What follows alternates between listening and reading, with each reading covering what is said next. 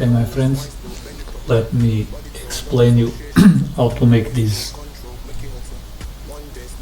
This is a kind of skybox to use in RPG games, medieval and something like that.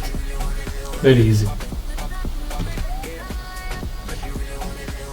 The only thing you need to do is, okay, first of all, you need to use a simulated sky.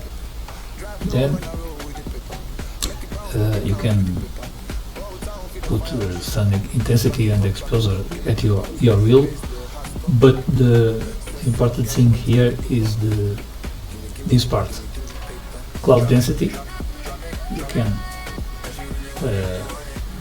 put something like this. As you can see, I'm going to change and you can see it. Okay. Something like this is good. Okay. Global brightness, you can put wherever you like it. Okay.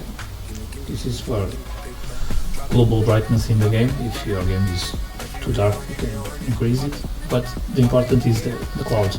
Okay. Cloud coverage, something like this. Okay. And cloud height in meters, this is very important. You need to put a lower value, okay, for the clouds to get near the ground. Okay. Then in cloud thickness in meters, you want to increase the value as high as possible, because this will make the clouds from the ground to the top. Okay. Cloud seed, decrease the value. Okay.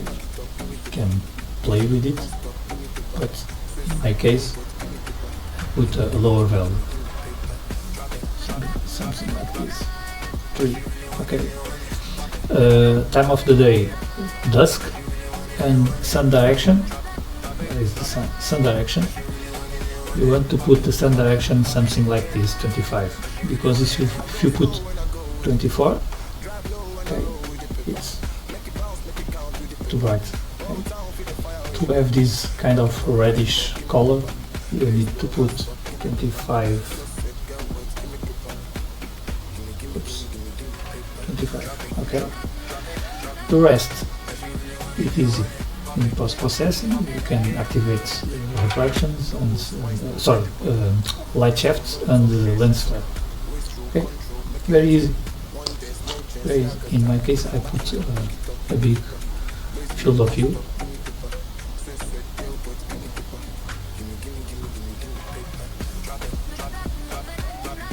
Just to show you guys how this works. But that's it. You have a dark reddish RPG game type sky. Thanks. Drive low when I roll with the paper.